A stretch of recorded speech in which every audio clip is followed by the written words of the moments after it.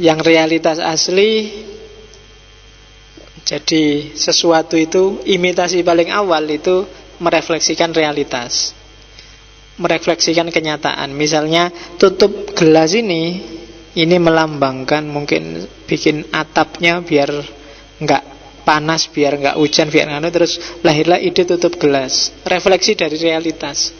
Mungkin ini dulu kenapa ada ide atap, mungkin ada ide langit, ada ide, itu kan refleksi dari realitas. Nah terus yang kedua membelokkan. Yang ketiga realitasnya hilang. Yang keempat dia jadi realitas yang sama sekali baru. Tak kasih contoh ini aja. Kalau tak jelasin yang itu kamu bingung. Contohnya Disneyland. Ini contoh asli dari Brodiat. Disneyland itu jenis hiperrealitas. Dia based on reality. Disneyland itu kan dasarnya realitas. Ada kastil, ada itu kan barang-barang kuil kastil, ada orang, ada kesenangan, ada itu kan dari realitas. Kemudian dia direpro. Jadi direpro itu ya pokoknya diproduksi ulang, digabung-gabung, diimajinasi, sebanyak mungkin. Sehingga lahirlah realitas baru namanya Disneyland. Tapi realitas baru kayak Disneyland ini nggak ada di dunia nyata. Adanya ya hanya di Disneyland itu. Dan lahirlah dia jadi realitas yang ya nggak ada padanannya. Meskipun awalnya dia niru dari realitas yang sejati. Tapi sekarang kamu nyari di biasa-biasa, di mana ada Disneyland? Ya di Disneyland itu. Di luar itu nggak ada. Contoh lagi. Ini yang dicontohkan Brodiat. Film kartun. Ya kan? Realitas aslinya kan itu. Kijang yang tutul itu. Tapi terus dibikin manifestasinya, dibikin imitasinya kartun namanya Bambi. Tapi pada akhirnya kartun Bambi itu, begitu lihat kartun Bambi orang ndak lari ke rusa tutul, tapi ya dia sendiri. Doraemon itu kan yang dirujuk kucing, ya kan? Tapi lihat Doraemon kan kamu melihat dia realitas sendiri yang namanya Doraemon. Sudah nggak ada hubungannya lagi dengan kucing yang ada di rumahmu, dengan kucing yang tiap hari makan ikan asin. Nggak ada hubungannya dengan kucing yang berkeliaran di jalan-jalan. Tapi dia ya realitas sendiri namanya Doraemon. Itulah hiperrealitas. Apalagi yang kamu lihat di sekelilingmu tiap hari. Kalau kartun banyak. Kartun misalnya Masha and the Bear. Loh itu kan apa ada beruang kayak gitu sama anak kecil? Gak ada. Tapi kan dia rujukannya kan ke beruang. Tapi begitu lihat beruangnya Masha, orang ndak lari ke beruang yang sejati. Pokoknya yaitu beruang sendiri yang khusus, yang hidup sama Masha. Karena kalau beruang yang asli nggak mungkin hidup sama anak kecil. Nah, itu yang disebut hyperreality. Oke, ya sama kan. Kayak kemarin waktu Natal kamu ke mall itu kan ada yang jadi Sinterklas, ada yang macam-macam. Itu sebenarnya hiperrealitas. Dia jadi realitas tersendiri yang tidak ada hubungannya dengan rujukannya. Ya contoh lain banyak. Misalnya foto model di majalah, itu kan hasil olahannya komputer. Tapi kan kamu anggap ya itu realitas sendiri. Dinosaurusnya Jurassic Park, Superman, Batman, dan kawan-kawan, Spiderman, dan kawan-kawan. Yang adanya di luar negeri. Kalau di sini nggak ada. Ya, kemarin tak tanya, kenapa di Indonesia kok nggak ada Spiderman ya? Karena kalau ada Spiderman, dia kesaktiannya nggak bisa keluar. Karena begitu dia gantungan mesti kecantol kabel-kabel itu. Karena kan dia sukanya meloncat-loncat. Orang Indonesia kabel pating klawer gitu ya, dia mesti jatuh. Reality show, Indonesian Idol, Apalagi yang idol-idol itu, X Factor, apalagi yang kemarin Rising Star. Itu kan orang nangis-nangis, ketawa-ketawa, euforia, kayak beneran. Padahal itu kan ya dolanan. Jadi emosimu diaduk-aduk, kamu rela kehilangan banyak uang untuk SMS, untuk jagoanmu. Kalau jagoanmu tergusur, kamu nangis-nangis. Kalau menang, kamu ketawa-ketawa. Padahal itu lah dolanan. Kamu juga tahu itu dolanan, tapi apa? Kamu anggap itu realitas yang sejati. Dan hidup kita kan disetir itu tiap hari. Meskipun tidak sevulgar reality show. Termasuk Indonesia Liars Club, Indonesia Lawak Club. Indonesia itu kan semua ya dolanan kabeh. Wong itu kerjaannya TV. Tapi kan kamu anggap itu sejati itu, Pak. Itu nyata. Padahal apa iya? Oke. Nah, sekarang kita mulai masuk ke dampaknya. Terus kalau ternyata memang sekeliling kita itu hiperrealitas, sekeliling kita itu realitas palsu yang namanya simulakra, yang terjadi apa? Yang pertama, kita tidak mengkonsumsi fungsi dan kebutuhan, tapi kita mengkonsumsi simbol. Kita mengkonsumsi gaya. Itu yang terjadi hari ini. Kalau dulu orang konsumsi itu kan butuh, aku pengen minum, aku butuhnya teh hangat. Tapi sekarang kan gak bisa itu. Aku pinginnya teh hangat sing neng mall, yang namanya hot tea. Kalau nggak gitu nggak gengsi, kan gitu. Aku pingin, kan selalu begitu. Kenapa? Karena mereknya. Baju itu janjiannya merek apa wae ya, yang penting ketutup dan nyaman dipakai. Tapi sekarang nggak cukup itu. Oke, nggak apa-apa. Kalau itu sejati, bukan simulakra, bukan mainan. Nah, jadi kita beli gaya, kita beli gengsi, kita beli citra, kita membeli status. Itu yang terjadi hari ini. Ayo wis, apa yang ndak kayak gitu? Kamu beli sesuatu, kadang-kadang baju aja kamu lebih suka gaya daripada sengsara makainya. Iya, apalagi perempuan. Saya tadi berangkat ke sini, di depanku bawa cewek, bawa motor gede kayak ninja itu, cuma pakai tank top yang kayak kaos oblong itu, dan puanter puas itu. Saya nggak mikir gaya, mikir apa ndak masuk angin. Tapi kan dia rela masuk angin demi apa? Gaya, men. Cowok aja kalah, aku disalib wae ora iso ngejar. Ya kan? Yang penting gaya. Kadang ada yang dibela-belain celana yang meletet luar biasa itu. Iku nyopote apa gak mati-matian itu. Nggak terbayangkan. Sekarang nggak cuma cewek kan, cowok kan juga ada. Kamu yang pakai jin kecil itu. Iya. Kamu sudah kurus, nggak punya bokong, jin cuwilik. Iya. Hari ini demi apa sih? Gaya, gengsi, status, citra. Gitu kamu marah-marah kalau ada orang pencitraan. Padahal kamu sendiri juga pencitraan.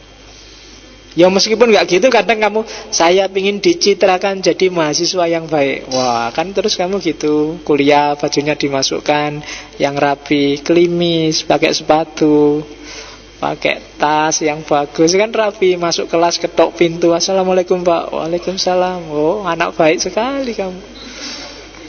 Kenapa? Loh, itu podo wae namanya pencitraan dengan gaya yang berbeda. Atau ada yang pengen dianggap preman, pengen dianggap loh, laki-laki gagah nih, wow, pakai kaos yang meletet, pakai jaket, pakai anu. Padahal kamu ya kurus kering krempeng. Tapi kan pengen dicitrakan sebagai lelaki sejati. Wah. Apa sih kalau gitu yang kamu konsumsi? Simbol. Jadi kamu konsumsi angin namanya simbol. Mengkonsumsi merek. Kadang-kadang kehilangan fungsi. Kayak gitu. Gonta-ganti motor, gonta-ganti mobil, kan itu sama aja sebenarnya. Yang dikonsumsi apa? Simbolnya. Mobil masih bagus, motor masih enak, ganti merek Pak. Mereknya yang dibeli, bajunya yang dibeli. Itu masyarakat hari ini, konsumsi simbol. Jadi kegunaan hilang. Coba kamu lihat sekelilingmu kan, kegunaan itu tidak penting. Yang penting mewakili apa. Yang penting simbol apa dulu. Saya kan aktivis Pak. Simbolnya aktivis itu demo. Jadi sudah lama nih nggak demo, jangan-jangan nggak dianggap aktivis lagi nih. Ayo nyari masalah buat demo kan gitu. Itu bodoh, wahai. Konsumsi yang kamu konsumsi simbol. Jangan mau. Jangan ditelan oleh sistem besar yang dunia palsu yang namanya simulakra ini. Oke, itu dampak pertama. Dampak kedua, lahirnya drugstore.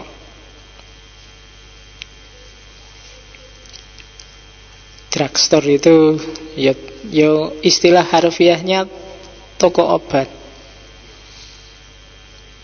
Jadi drugstore ini biasanya yang dimaksud oleh Broadiyat itu toko-toko, minimarket, supermarket, hipermarket, mall-mall yang 24 jam sehari atau menjual segala hal di satu toko.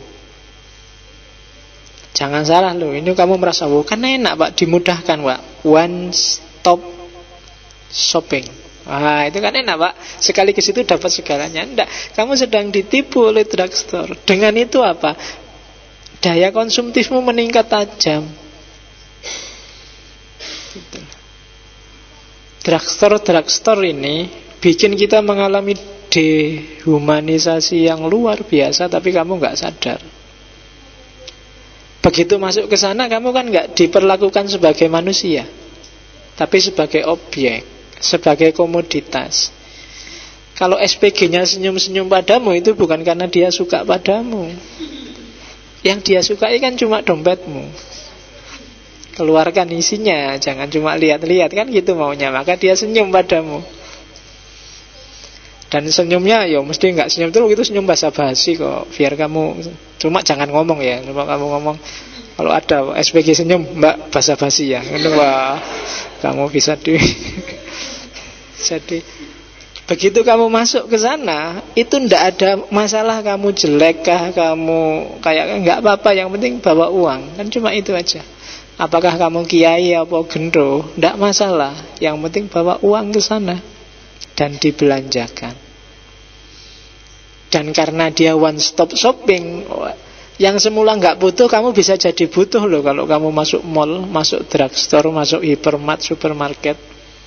Semula nggak pingin apa-apa, coba aja jalan-jalan ke sana. Iya ya, aku belum punya ini nih. Begitu. Oh iya, belum punya itu nih, kan gitu. Kadang-kadang kamu nggak butuh apa-apa aja kan jalan-jalan kan ke sana. Kadang masuk juga lihat-lihat.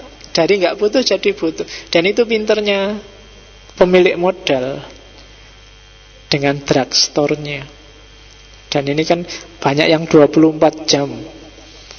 Itu kan anytime kamu butuh dia siap. Itu kan gimana tidak menggoda. Cuma ya itu tadi, kamu diperlakukan sebagai objek, tidak diperlakukan sebagai manusia. Meskipun mbak saya itu orang miskin, mahasiswa, enggak peduli. Yang penting kamu punya uang. Enggak punya uang, enggak. Jadi dampak kedua, ketika pemilik modal sadar bahwa ternyata orang ini modenya konsumsi, drugstore.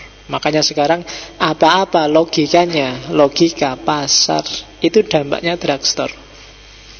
Logika pasar itu lihat apa yang dibutuhkan, apa karepe pasar. Kalau nggak ketemu, dimanipulasi. Gimana caranya pasarnya jadi karep sama kita. Maka dari situ lahir hiperrealitas. Tiba-tiba saja kamu dipaksa untuk belilah sampo ini, kalau enggak rambutmu besok rontok. Kan gitu. Takut penuaan, pakailah make up ini, karena sebentar lagi kamu tua. Kan orang, oh ya tua ya, aku kalau enggak pakai ini nanti keriput deh. Kan gitu mikirmu. Jadi kamu dipancing mengkonsumsi itu. Gimana mancingnya? Drugstore. Logikanya logika pasar. Hati-hati, sekarang bahkan banyak kampus yang jadi drugstore, nyari pasar. Jadi yang dikembangkan bukan idealisme, tapi laku dan tidak laku. Tidak apa-apa, yang penting mahasiswanya banyak, kurikulum diganti sesuai keinginannya masyarakat. Kan gitu sekarang kampus itu. Lama-lama dia jadi drugstore. Yang diproduksi realitas yang hiperrealitas, realitas yang semu pada akhirnya. Nah, hati-hati dengan jebakan drugstore. Sekarang Jogja jadi surganya pemilik mall. Mulai banyak kan? Sekarang ada Jogja City Mall. Sebentar lagi yang di Ring Road sebelah itu akan lahir. Hypermartnya Safir sebentar lagi juga diresmikan. Duh, kan enak kamu. Apalagi mahasiswa UIN, ke sana ada, ke sini ada, ke situ ada. Jadi banyak tempat nongkrongnya, tenang aja. Enggak masalah. Oke. Menggenjot konsumerisme, hati-hati. Jadi cerdaslah dalam buka dompetmu. Karena ya meskipun saya tahu loh, kalau mahasiswa kan sering-sering dompetnya terbuat dari kulit bawang. Setiap kali dibuka berbes mili dia, karena nggak ada isinya. Oke. Terus yang kedua, dampaknya drugstore, dampaknya realitas simulakra yang dipaksakan dalam hiperrealitas. Lahirnya apa? Sampah visual. Sampah visual itu yang ngotori matamu tiap hari begitu kamu keluar. Ya kan, coba kamu keluar, ada berapa ratus spanduk sak dalan ini aja wis. Oh, itu jangan dikira cuma sekedar iklan loh. Itu berpengaruh terhadap eksistensimu. Begitu ada iklan dijual laptop murah, Toshiba 3.500.000, dipotong 100.000. Wih, 3.300.000. Baru ini lumayan ini. Begitu buka dompet, aku ndak ada, berarti aku itu miskin sekali ya. Itu sudah, itu kan ngomong eksistensi sudah. Wah, berarti aku termasuk golongan miskin ini. Kan gitu. Jadi lihat apa-apa kan kamu selalu mengaitkan sama dirimu kan. Membesar panjangkan seketika. Itu kan kamu juga jane nggak pengen mikir itu, tapi begitu di luar kok ada tulisan.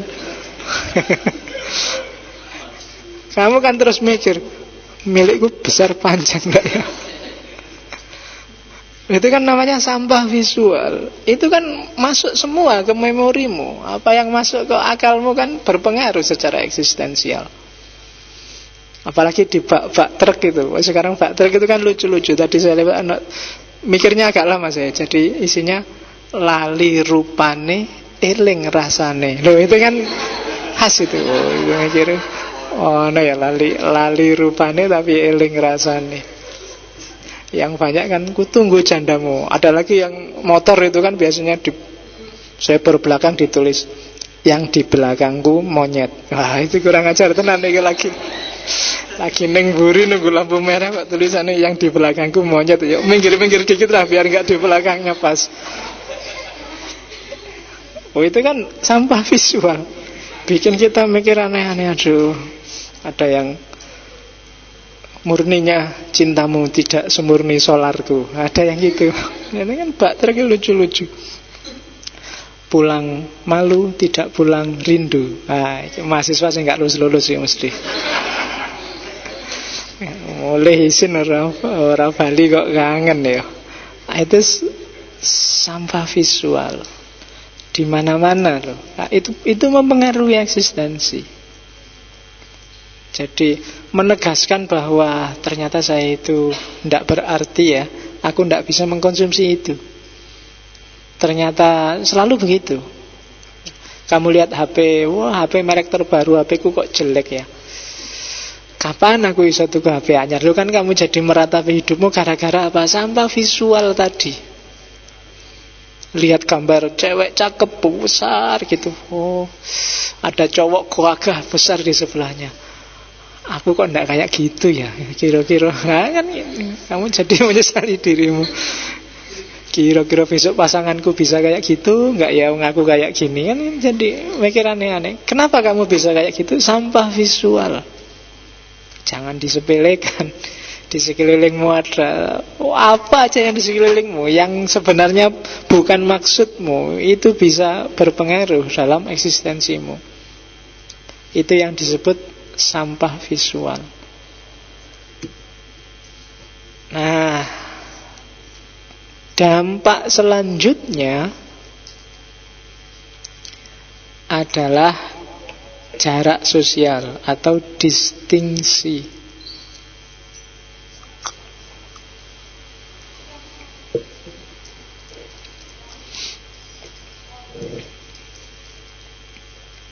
Jadi jarak sosial, distingsi, itu adalah pembeda-beda